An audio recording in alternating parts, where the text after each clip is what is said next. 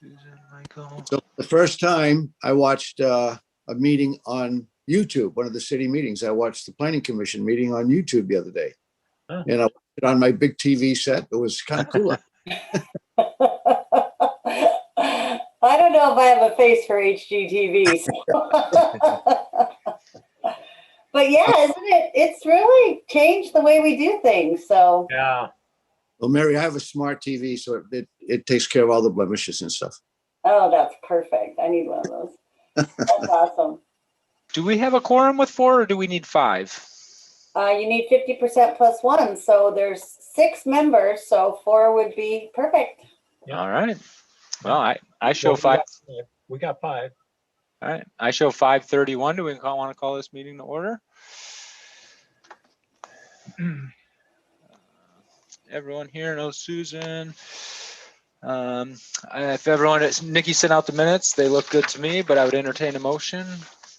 I so move. I'll second.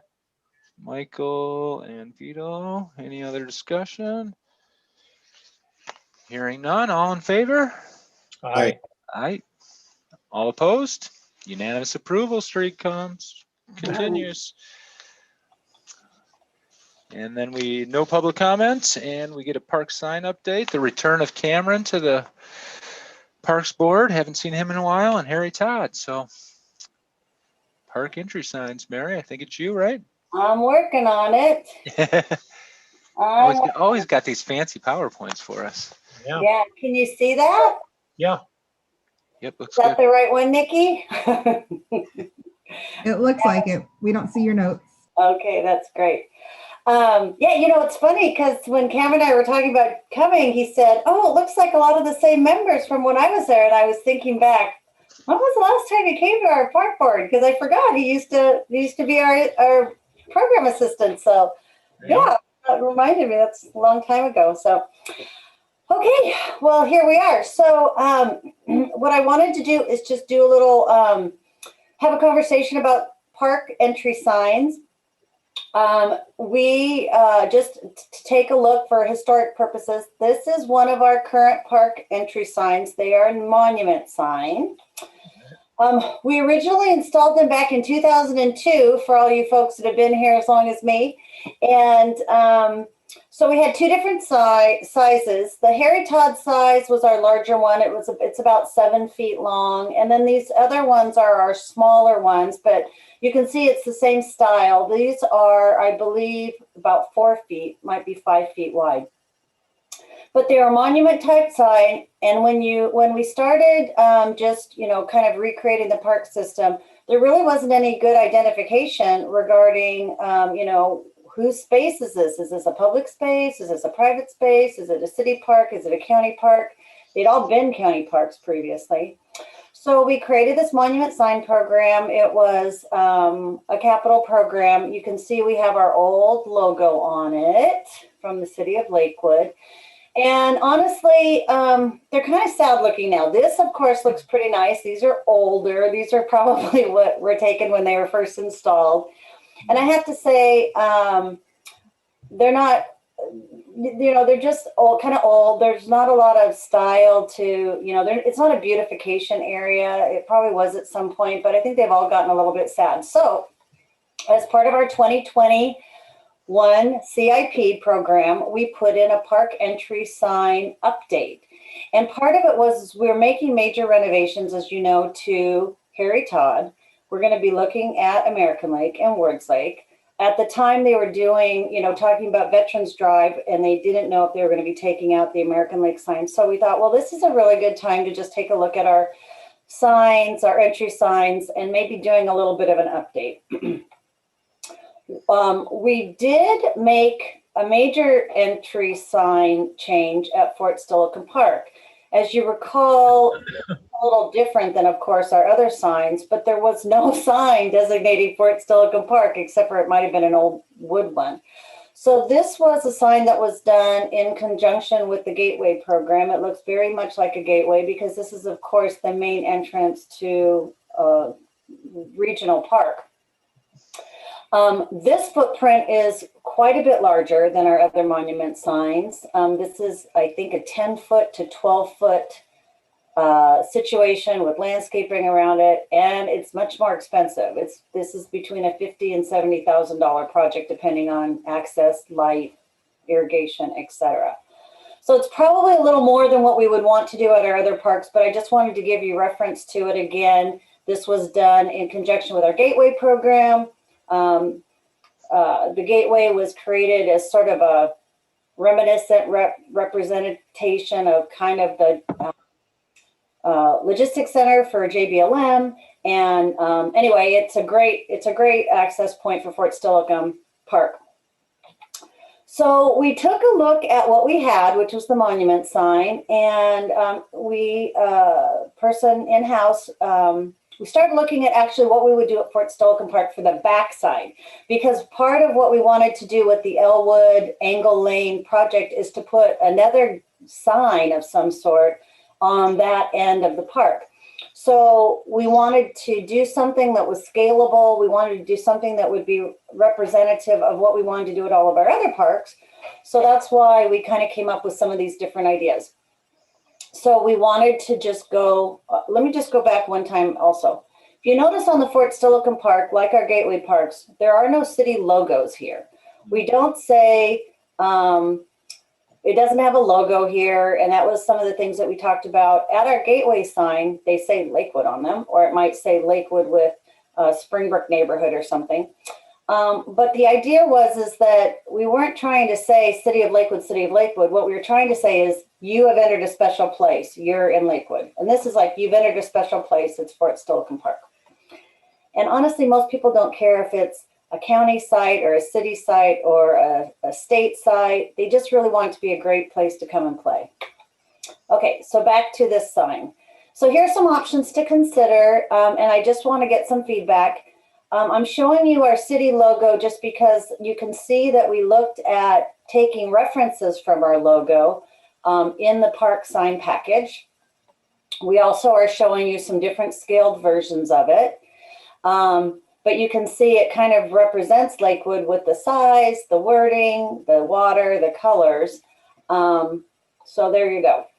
So this is a version that would be a larger version. It's a monument size. So this could be concrete of some sort. It could be a finished concrete with a brushed finish or a wood finish, but basically a monument style concrete with a park sign on it. This is also a monument style that could also be done with a concrete base. And it just doesn't have this, the side like the other one did. The other thing is that we were thinking that this would be done in a metal product with a vinyl lettering over it, similar to many signs, easy to maintain, easy to replace if it gets vandalized.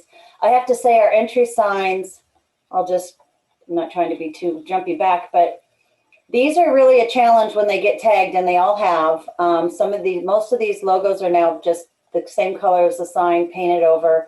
It is solid concrete, so they've held up quite well, but they are a little bit of a challenge when they get tagged, which they all generally do, to maintain. So that's just giving you a heads up there. Oh, also, this sign is a powder coated sign, and when it gets tagged, and it has, you have to call the sign company out to do some special work on the finishing. We did have a resident that thought he was doing us a favor and used some goop out gummy stuff to remove the words, and he ended up just engraving the naughty word in our sign. So we don't do that anymore. Anyway, okay, so this is monument style, and then showing you that you could do something like a kiosk close by with a park map or rules or things that would be representative of the sign. There'd be some tie-in that way. Another way you could do is look at the same kind of a sign. This would be maybe utilizing a wooden type of a structure to hold it up, to be less concrete and heavy. It would give it a little lighter feel. And again, the idea is in front of all these signs, we would do beautification, vegetation, some bushes, maybe some annual flowers to make it pretty when you enter the park. I just put this here for you because this is a gateway into our community garden. We are looking at doing something similar to this at the Springbrook Community Garden, but it is a sign. It is got the city's logo. It is an entry type feature. So I just put it on there just for kicks and giggles for you to take a look at. But it is wood, and it just kind of goes with some of this wood there in case that was a design that you were interested in us pursuing. The next is just looking at variations of the same sign. This is in a color palette that's similar to our new gateway signs. This is utilizing font that's similar to what's in the city's logo. But I'm just kind of giving you some variations of the same thing, if that's something that you're interested in. And now I'd just like to hear from you. And so I've kind of summarized them on this slide, just so that as you're talking about a particular thing or color or style, then you can reference back and we can easily make notes. So what are you thinking? Well, I think number one clearly echoes the gateways the best. If you're looking for continuity. With that big boat. I like that one too. Yeah. Yeah, I like number one. Okay.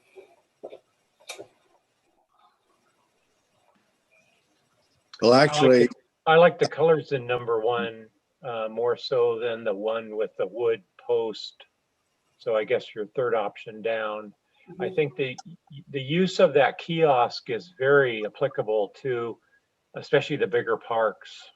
And if you're going to do maps, that's nice. That's a nice little design. I like the second one because of the asymmetry. It's just more balanced.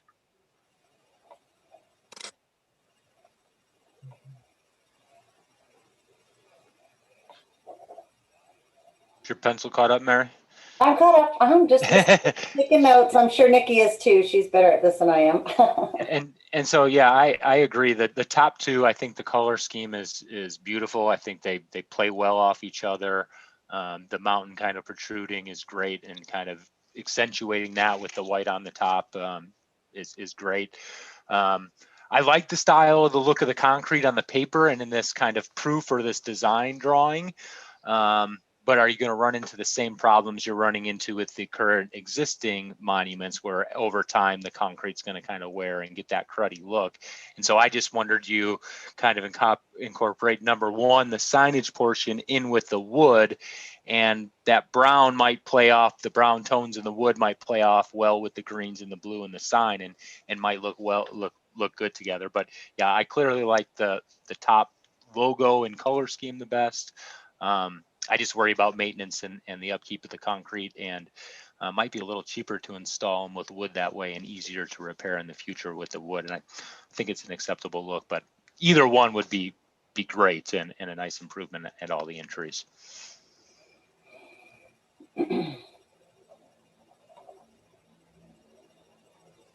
As far as font goes, the top one is that block lettering is easier to read than Springbrook Park.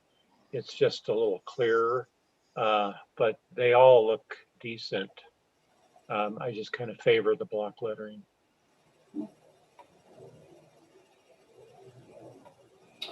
Also, the difference between 1 and 2 as well, we have City of Lakewood that just sort of is underneath the name of the park, where the City of Lakewood is across, the whole bottom. Does that A little bigger. respond to anybody one way or the other?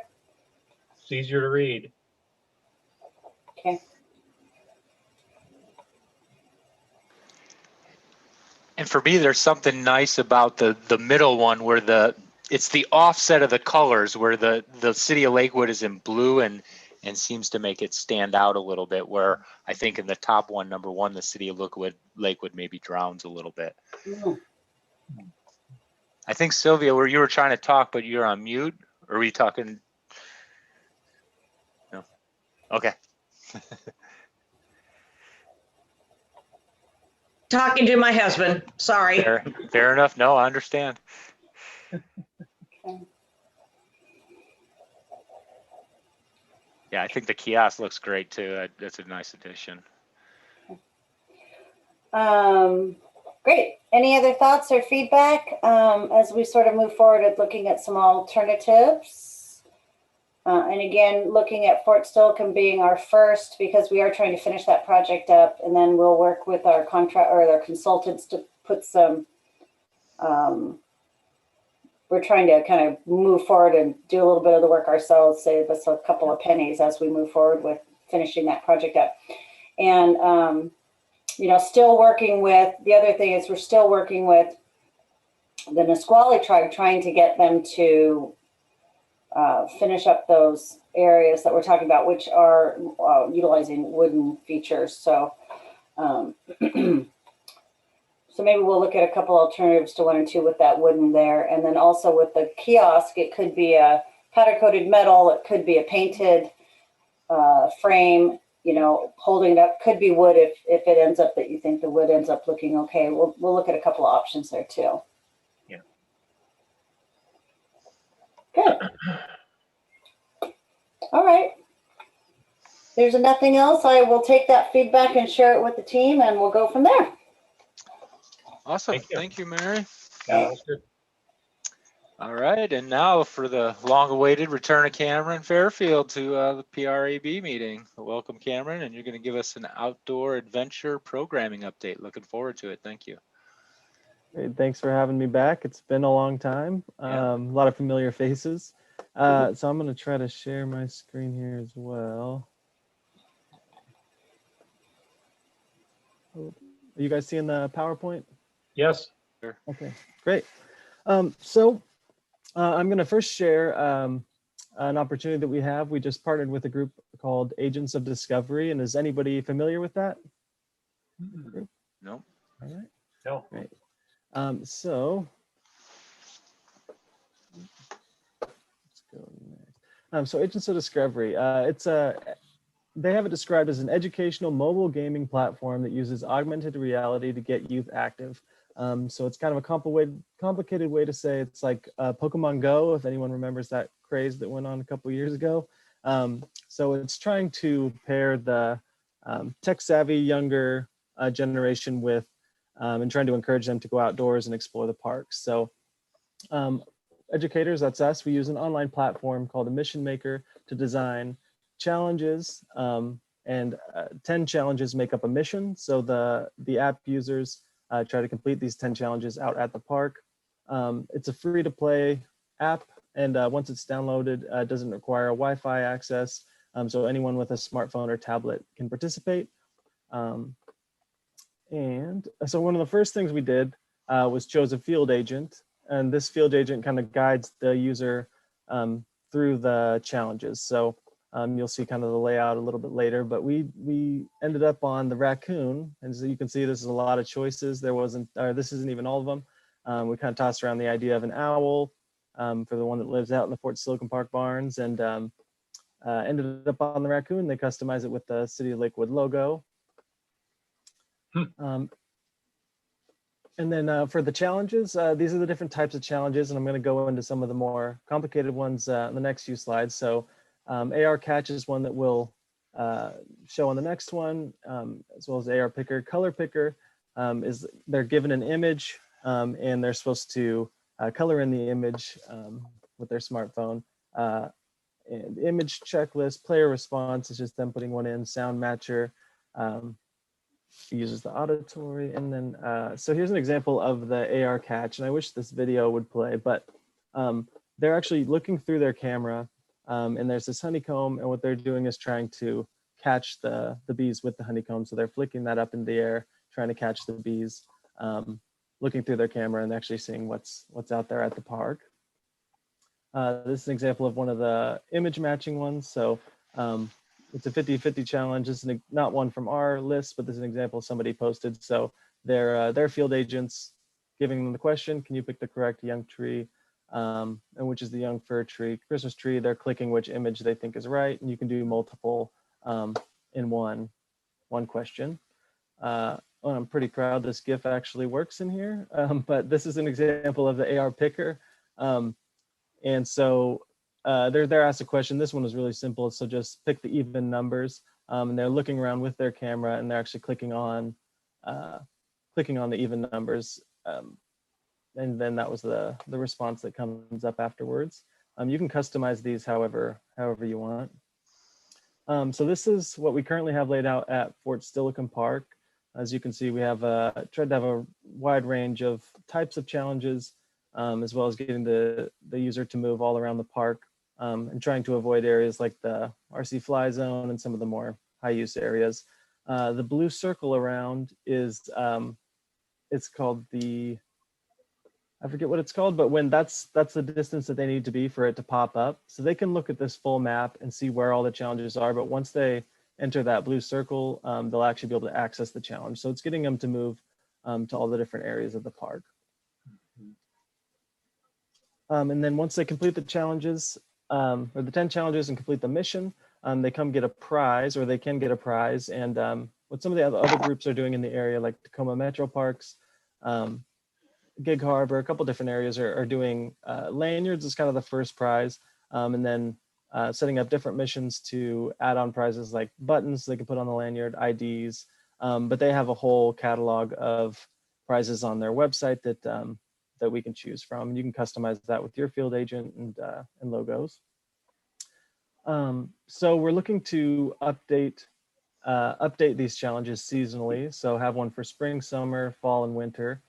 And then also have them updated for special events. So probably have one for the 25th anniversary, definitely have one for Summerfest if we're allowed to have it out there.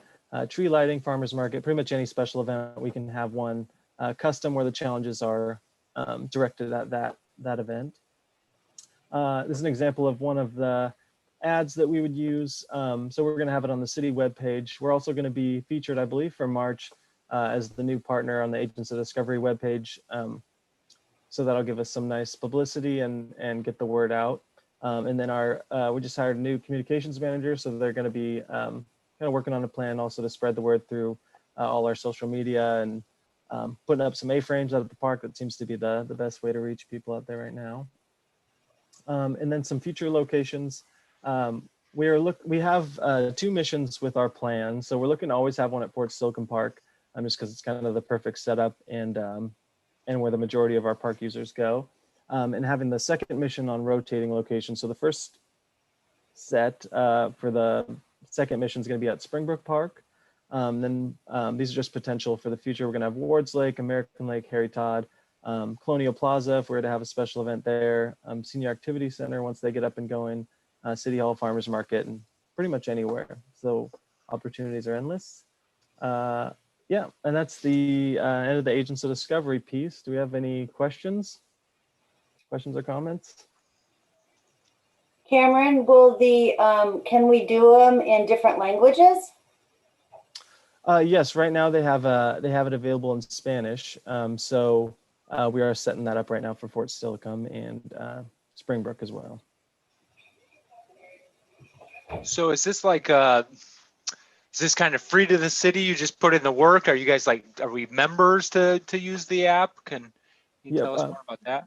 I think we paid for a 2-year subscription.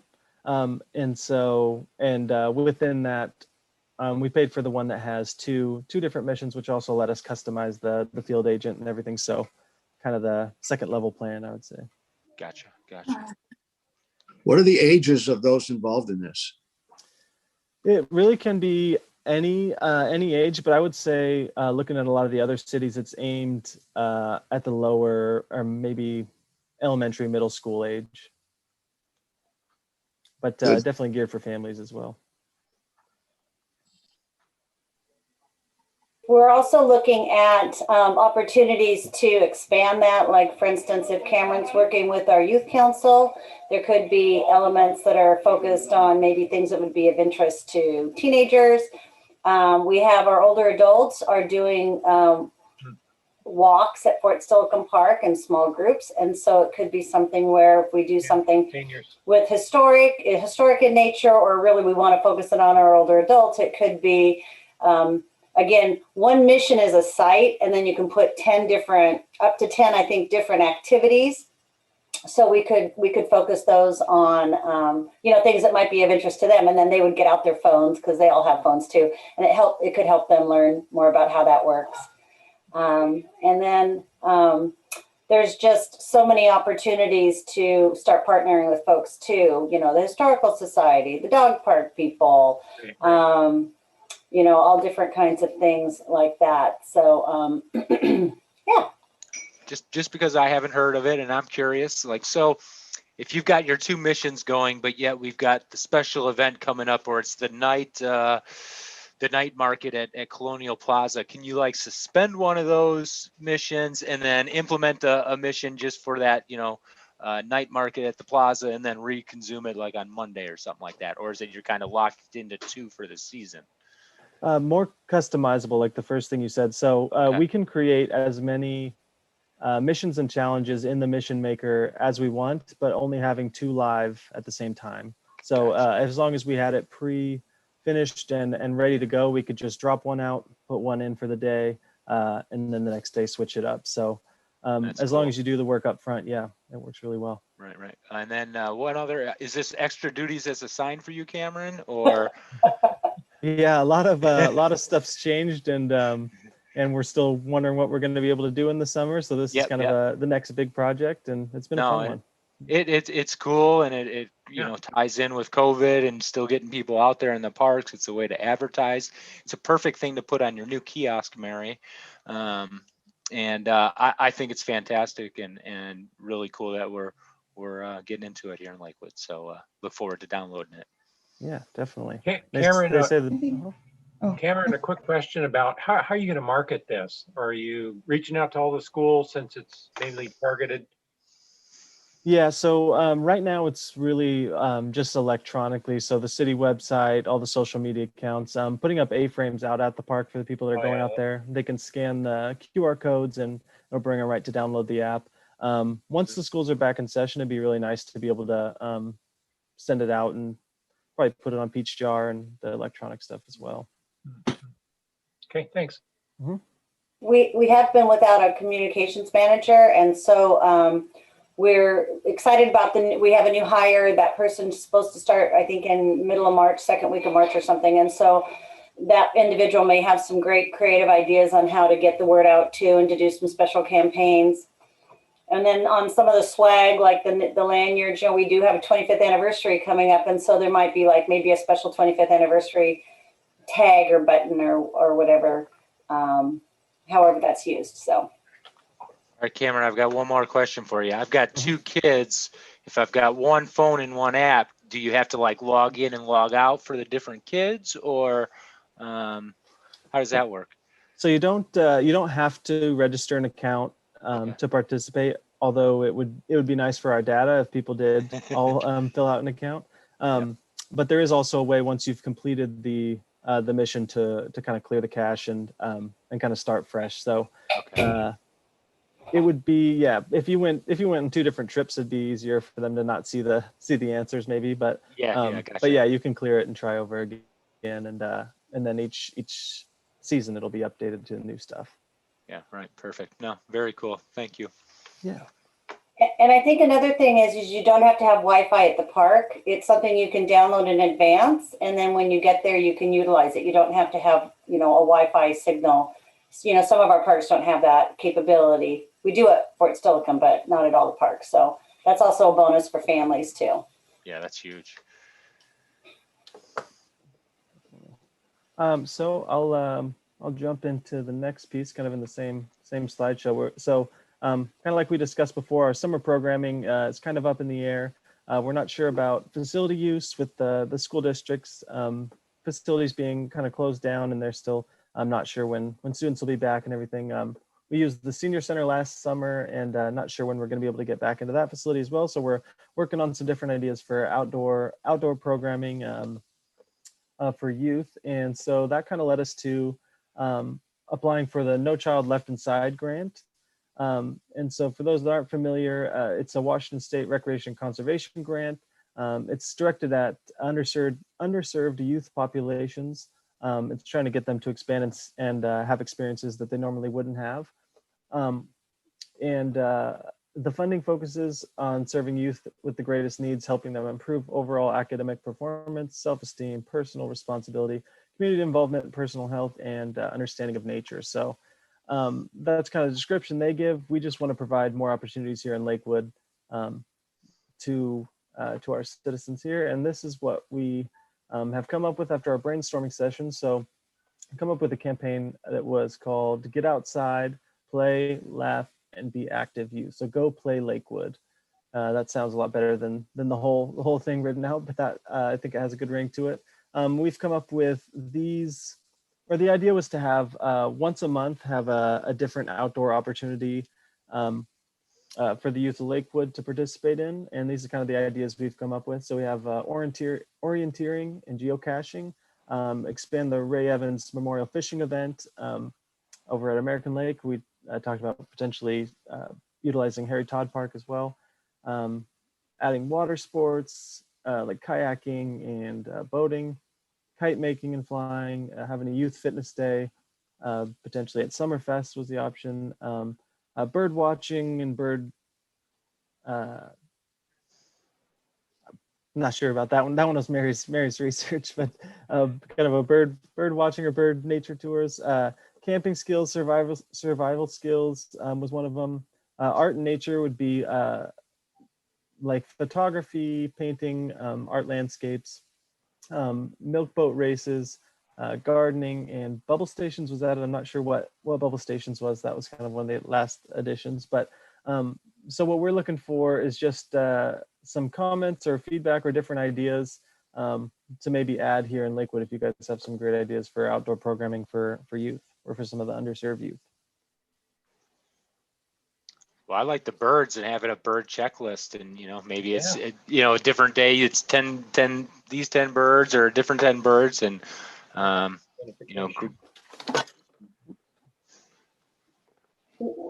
so all of those are really good, and you can go a little deeper in any one.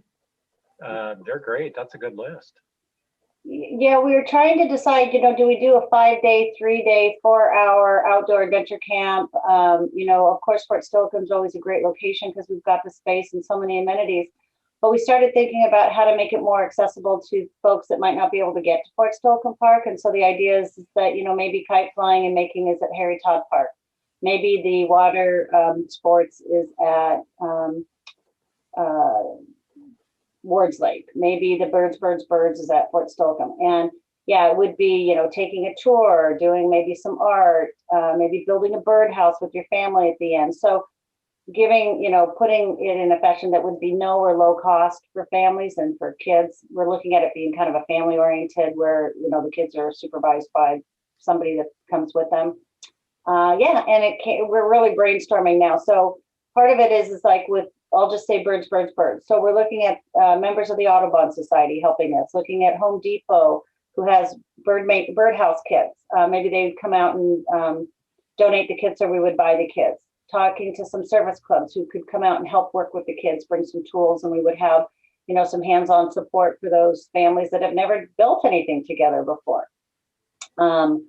So those are, kind of taking an activity and spreading it out. So we'd love to just brainstorm with you if you have any ideas or resources, or, oh, I heard about this cool program that so-and-so did. Wouldn't it be great we can connect with them, because we're really just building the program now. And if we don't get the grant, because it's very competitive, there's just a bazillion people applying for it.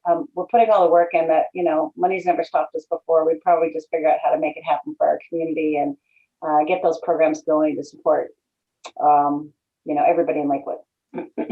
I've got a couple of things, Mary. And so would it be good to throw your app into this Go Play Lakewood? A good option. And,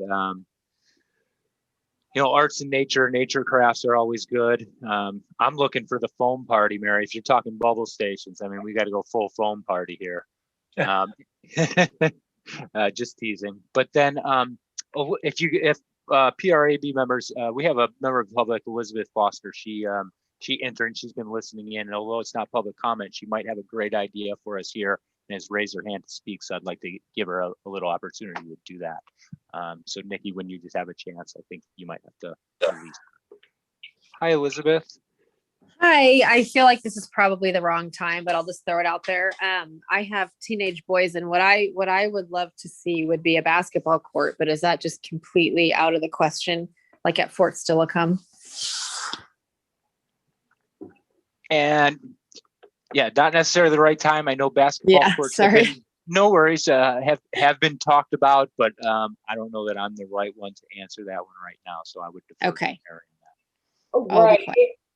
A basketball court isn't in our master plan for the site, and it's not in our current capital improvement program to build one, but it's good to know that that's of interest. I know that we are looking at expanding the basketball court at Springbrook because we have a big grant to work on that park, and so we're looking at expanding that activity at that site. So, but I've written that down as public comment. We'll throw it in the public comment section. Thank you. And I won't interrupt again. Sorry, guys. That's good. If you've got, what do you think your teenage boys would like to do out at Fort Silicon Park or at any park with like nature and outdoors? What would be fun for them to do? I try to think because for my kids, it's more like basketball, football, and then we do have a dog, and we like to take him over there, but that's already there. So I'll think on that. Okay, thank you. And I know we talked basketball court recently. I just forgot it was Springbrook. Cameron, is this mainly targeted for elementary and middle school or also through high school, this program? Yeah, I believe it can go up to the age of 18. 18, so, okay, yeah. so, all right. So that makes each one of these categories even deeper, right? You're going to try to capture all that at those age groups, and it's going to have to be divided up probably somehow. Mm-hmm. Yeah, pretty neat. You have milk boat races and cardboard boat regatta. They'll get wet though. We talked about doing that and then also emphasizing, just about environmental impact of litter and making sure people clean things up so you can do a little bit of environmental justice with that fun activity. Again, trying to set those good messages while we do activities. So. Yeah, absolutely.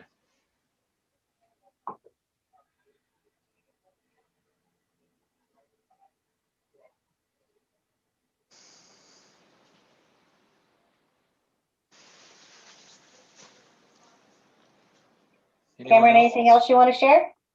I think that's the end of the slideshow.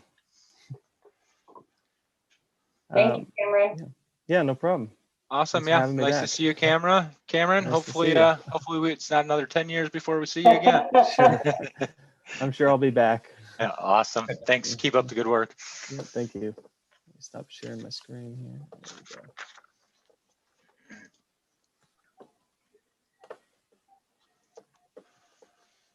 All right, I think it's back to Mary for Harry Todd. Okay, let's see if I can figure this out again. Nikki's the one that tells me when I do it the right way. Okay. Looks good.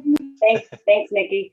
One of the things that we wanted to do was to, on my director's report, I always have sort of a summary of the different capital projects that we're working on. So I was thinking that it might be nice for each agenda to maybe just go in a little bit deeper on like some of the projects where we're at. Some of them are we're in various stages of planning implementation. And so we thought, okay, well, maybe we'll have a CIP update topic on each agenda. If you think that would be interesting, we can just give you a little bit more detail about what's happening. So today we picked Harry Todd. So, we're in the middle of construction at Harry Todd Park on our waterfront improvements.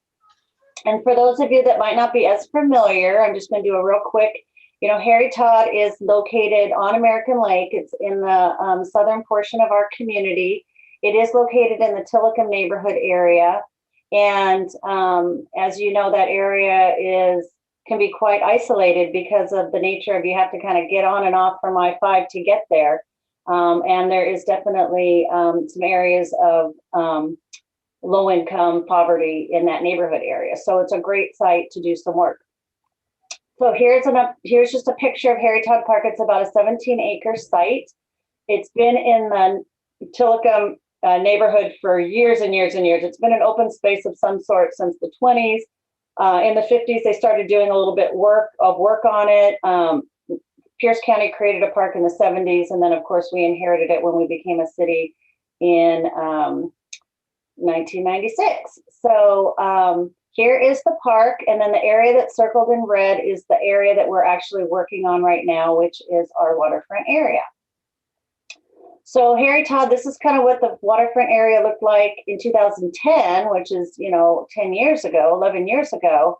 And then here's what it kind of looked like, not today, but a year or so ago. You can see that as you go back again, look at the dock that used to be wrapping all around, used to have the dock all around the swim area. These are old docks. They've disintegrated, so they've had to slowly be taken out.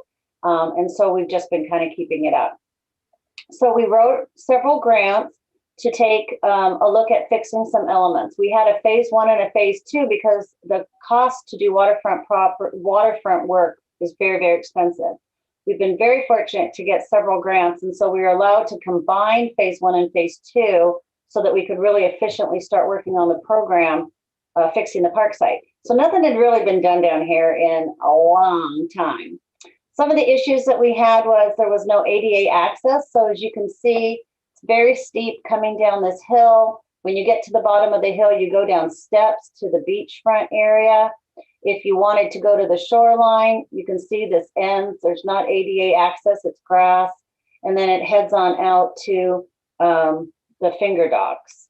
So, the finger docks were just in really disrepair.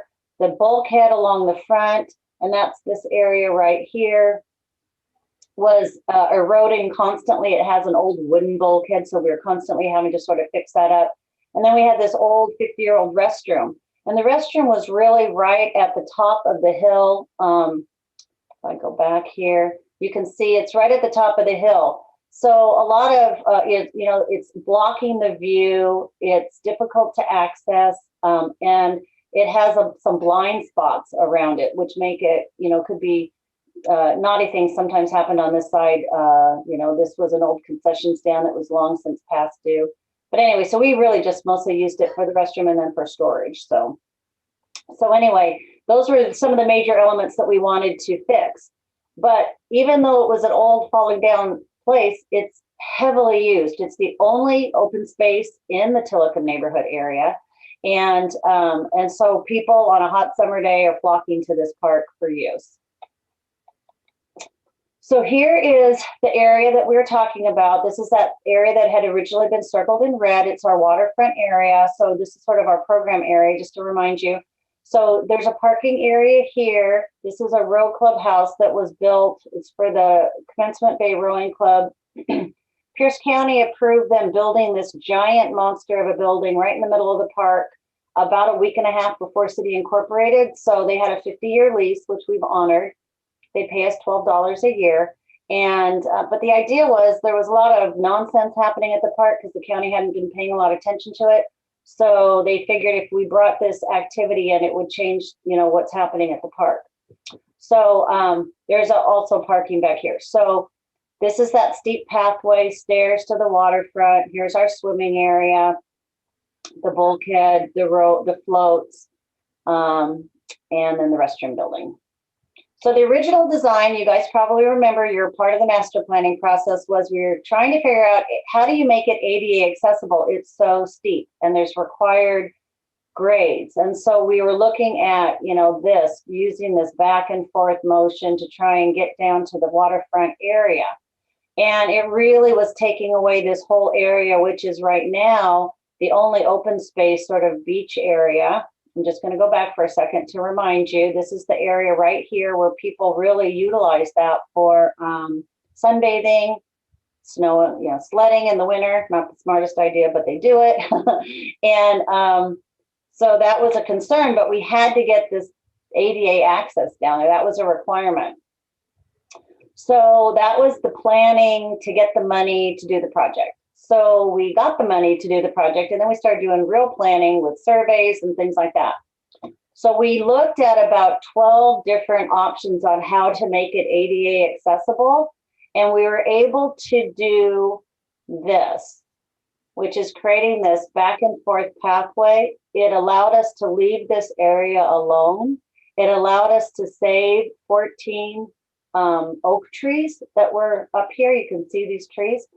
It was a really amazing design process and we looked at, as you recall, everything from those elevator carts to zigging and zagging on this side, which would have impacted all these people, you know, that live over here, and a variety of ways. Anyway, so this was our way of getting down there, and it worked. So that was fortunate. So that was our design. The other idea is that we wanted to move the bathroom, which was right here on the top of the hill, to have it move over here so it was more accessible for folks, and also easier to maintain, smaller in stature, but more facilities, and also provide, again, just better access and safer way of getting in and around. And then creating a new playground, because the old playground was old. So that's kind of what we're doing there. So here is some I'm going to give you some construction projects, because we are in the middle of construction.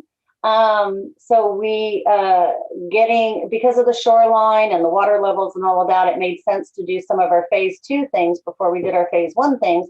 So here's the new docks, and here's the old docks. You can see the difference between them. And so those are sort of the old docks that were coming in. Here is the docks that have been put in. Here's our new fishing pier. So that, of course, there's nowhere to fish really on public property legally in Lakewood. And so now we've got this amazing fishing pier. And then you can see these are the walls that are being built. And so to get that zigzag back down there on a hillside, we need a lot of structure to support that. So you can see we're building these walls to get down there. But we kind of started at the bottom and we're working our way up. Here are folks that are doing this. You know, we had to do this little zig and zag to get to the water, because you have to make it accessible for everybody to get to the water. So that was just a really weird little finale grade issue. But you can see we're building these walkways to get there. Here's a view from the fishing pier out. So you can see we're starting to build these walls up to get to the top. You can see we were able to really just leave this open space as it is. This will all get cleaned up in the end. And then this is a new bulkhead that we brought in 15 feet and is stabilized. Again, this used to be a wooden structure, and the water would get underneath it and then pull all the material down. So this is going to help us with long-term maintenance. And then we'll be putting some sand and getting that beach nice and pretty. And then this is just showing you the same kind of from the hillside that we're working on. We're able to save all these cool old oak trees, and there's that. And then in the future, as you're cruising by, it'll be a really beautiful view from the water as well. So the restroom building's gone. That was right here. So I'm just kind of showing you that the restroom building was right there. And so we'll be putting in a new restroom. This isn't exactly the one, but I couldn't find a picture of the one that we've ordered, but this is very similar to what we're doing. As opposed to having like a men's room, a women's room that had changing areas and all of that, this will be individual units. And I'll show you, this is what the layout will be. We'll have 5 different units plus a storage area. And it will be, because we need storage area for like lifeguards and waterfront stuff, and then of course maintenance and operations kinds of things. But there'll be individual units that are ADA accessible, and that'll be nice for, it's nice for families. It's nice for anybody with a mobility problem, anybody regarding of how you're identifying, or if you come a dad with their kids, or they can come a mom with their sons, they can come and utilize the restroom without having to just send someone into this boys' side or girls' side. So we've changed that look. And then I just pulled this back up. So that's our updated design. We're in process. It's working fine. We had some issues with getting some permits, because you have to actually get a building permit for a pier and for docks. But not for bulkheads. And so so there were just some complicated, because there's so many things going on. We had to kind of just make sure everybody was on the right page, and finally they are, and we got everything signed off the way it's supposed to be. So the last thing that we have to do is order our playground. We did a selection process back when we did the Oak Brook playground, the American Lake playground, and then we included this one. So we have the playground. We just have to do the final order now, because that'll come in after, just at the end of construction, because it'll be 2 different teams of people. So that's my update. Do you guys have any questions? Looks great, Mary. Yeah, it looks really good. The intent is to be done by June in order to be ready for the summer season. Honestly, I don't know if we're going to be doing lifeguards this summer. We did not have lifeguards last summer, of course, because of all the COVID stuff. But just so you know, we typically do lifeguards here and at American Lake. Because we haven't done, because pools have been closed, they're still just trying to figure out aquatic openings. So there's, nobody's certified anymore because they've lost certification over the last year and a half. We don't have a feeder program, so we are relying on like Clover Park School District and JBLM and other districts that have feeder programs, which nobody has them. So we'd be kind of starting from scratch. So we'll probably make a decision. What month are we in? February, probably by April 1st, whether we're going to have lifeguards or not. And it's not looking great because we don't even have the ability to get them certified in order to hire them, in order to utilize them. So, but we're going to extinguish all of our options before we make that decision. And we'll be making that decision in another month or so. So working with all the folks out there. But right now, pools are barely open, and the ones that are open, they can only have so many people per hour and has to be by reservation. So they're limited too with their staffing because they don't have the resources or the numbers of people to really support the operation. So, and we're just a 2-month program, special program. So that is even harder because again, the feeder program is when you have a swimming pool, then you can feed your lifeguards into this open water opportunity. But when you don't have a pool and you're just starting from scratch. So all of our returnees are, long gone. So we'd be starting over. Right. I'm sorry. Any other questions? Looks good, Mary. Yep. Okay. Yeah, no, keep up the good work. Thanks. And it looks like we're set for a director's report. Okay, well, let's see. End of slideshow. Are you guys still seeing any of my stuff or am I all done there? No, you're good. Oh my gosh, so much to do. I'm so popular. Okay. So can you see that? Yes. Yep. There's my director's report. Okay. And we don't always send it out. So are you guys interested in getting a copy of this at all? We keep copies of it on our shared stuff, but usually we used to hand it out to you, but I don't know if it's something that we want to follow up the meetings with. We might want to Nikki do that. Just send it out to everybody when we do the notes. Yeah. Just send it out electronic and we'll read it. Yeah.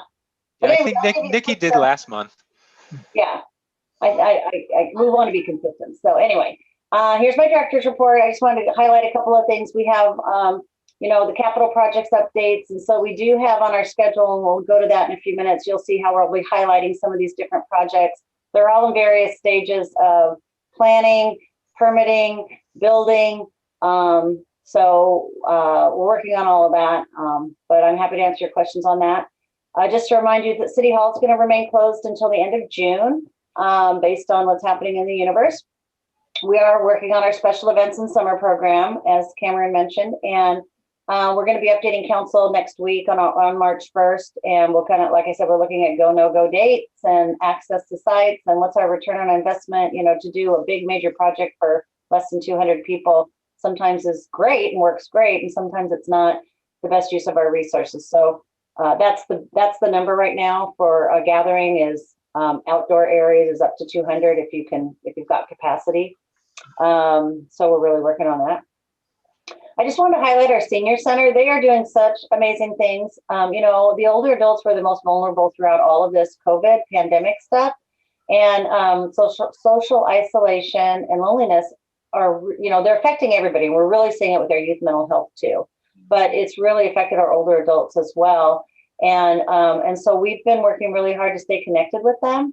So I'm just going to share some of the stuff that we do. Every Tuesday we have a Zoom happy hour with different themes and guests. And so we've done everything from, like I said, we had history of tea with the tea lady. We talked about Mardi Gras.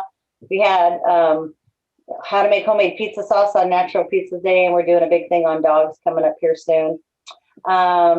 We've also done drive-through events where they can drive through. We have a tent set up, our staff's outside, and they can drive through at the senior center just to say hi. I mean, we do it at City Hall to say hi, and we've given them a COVID safety kit. It has like masks and sanitizer and some hints, paperwork stuff. So that's been fun. And then they get to see those familiar faces. Last time it was freezing. I think it was last Thursday when it snowed, but right before it started snowing. But they were out there all bundled up. We are doing like some reunions, Zoom reunions for like our art classes and our exercise classes, because those are really important things that people did regularly. We have videotaped some of our stuff and posted it for folks that wanted to like do their exercise online. It's all at this point free. We're not charging for any of that.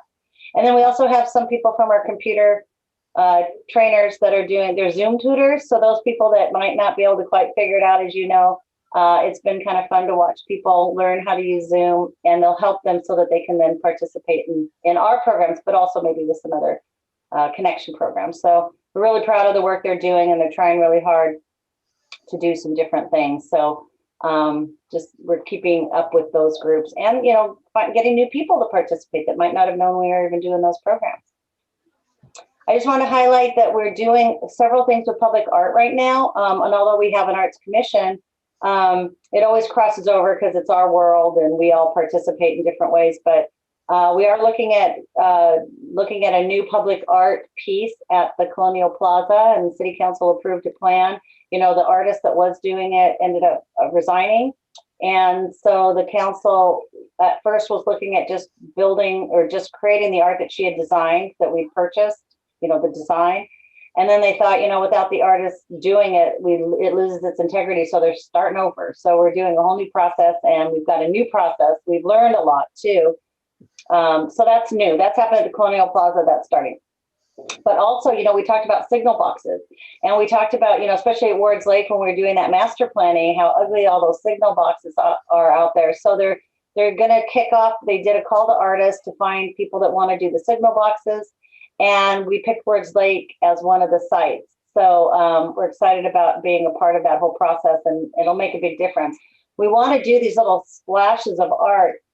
Not just, we want to do them out in the community, especially places that might not have public art or could just really identify with like some of the cultural elements of people that live in that area. So we're real excited to brighten up some of our corners. We're going to be doing 25th Anniversary Proclamation next Monday with Council. It's March 1st. And we'll be talking about all of the different things that we're doing this month. We gave you an update last month, but we're kind of fine tuning all of those things, and we'll be sharing that with council next week. And this sounds like a long time ago, but as you remember, you made a recommendation on motor vehicles in parks. And we did that in September, I think, or early October. And then it was budget. We really couldn't get it on the agenda. So they did talk about that this month in February, and they approved that. So that's all moving forward based on, they accepted your recommendation and accepted that as presented. And then just lots of stuff happening right now with public art and legislative activity. We've been working a lot doing advocacy for the different grant programs out there that we really rely on. And so we've been working with our legislative contingent on that to support those parks and those grant programs that we rely on to improve our community. So that's kind of just a little outreach. And then just here, our schedule, we've kind of kept all of the activities that we promised council we would work on, but we've moved them around a little bit. So next month, we will do a special event summer program update and just let you know what's happening, what's not happening. Chambers Creek Canyon Trail update. I'll be actually doing a presentation right after our meeting for a neighborhood association. So I'll get a 2-for-1 there. And then we'll start thinking about Parks Appreciation Day. And we might be able to do some Sealy Lake Master Plan updates too. So we'll see which one is our CIP update of the month. In April, we normally meet with council, but I do believe we're on June. So we're going to clarify that. But the city's hiring a new diversity, equity, and inclusion person, and we really want to focus on that. We think about that all the time. How do we make our programs accessible to everyone? How do we make them low or no cost so everybody's welcome to participate? And so, what more can we do? We want to make sure that we're really thinking about that. As you look down here, we'll give you updates on different projects. And I think that's it. Alan's going to give us an update in October on the South Sound Wildlife Area. But you can always see this is our regular schedule. It's always going to be on the backside of our work. And then just knowing here are our special events and dates and times coming up, and we always value. Oh, something really cool we're working on is one of the things that we did with 25th anniversary is we did an art contest, and we kicked that off. We tried to kick it off in December during school break. We really focused on the school district.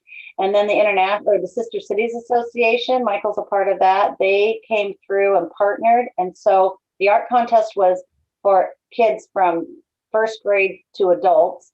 And the theme was community, unity and community. So why do you love Lakewood? And unity. And so we did it. And then Sister Cities partnered with our sister city from Gimhae, South Korea. And so we got about 40 some entries from Lakewood and 40 some entries from Gimhae. And it is so cool. So we're going to have this we were planning to kick it off in March. However, we need to do translation of because everybody did their art, and then they also wrote a little statement about it. So, and it was the same theme, why we love Lakewood and unity. So it's really cool. And so we're doing all that, or someone's doing all of that translation. And so we'll be able to present that. We're going to focus that on April 5th. Also, because we don't have our communications manager, we really wanted to make sure that we could share that information with the community. And so we're waiting till April 5th to share that with council and the community. So that's going to be really fun. But the artwork's amazing. So that's it. You can see all the other fun stuff we're hoping to do. Fingers crossed. So we'll do our best. Yeah, you guys are doing great, Mary. Any questions on that? Anything? Regarding the art from Gimhae, James Kim Esquire is doing all that interpretation. Who's doing that? James Kim. Oh, yeah. He's one of our board of directors. Mm-hmm. Yeah, we're thankful for that. And have you seen any of the artwork, Michael? Have you gotten to see any of that? No, No, yeah. Right. I don't know. I have to say, there's some talented folks coming that have presented some things. And there's prizes. Twin Star Credit Union provided cash prizes for, there'll be a selection committee. And then everybody that participates, I think locally, maybe not the people from South Korea, will be putting a drawing for some prizes too. So it's really fun, and we're glad that we got some good participation. We talked about it, Mary. We just didn't get it done here at the Gerwin House. Yeah, there you go. All right, that's all I have. All right, time for board member comments. Any board members have anything? Not here. All right. All good. All good. Awesome. Hear nothing. We meet again on Tuesday, March 23rd. Same time, same place on Zoom. Hi, Susan. Just a quick note to Nikki. Nikki, I work from home tomorrow, but I will email you the minutes on Thursday. Signed minutes on Thursday. And with that, I would entertain a motion to adjourn. So move. So Michael and Sylvia, all in favor? Aye. Right. Meeting adjourned. Thank you, ladies. Thank you, everybody. Have a great evening. All right, thank you. Be safe. Be well. Thank you. Bye. You too.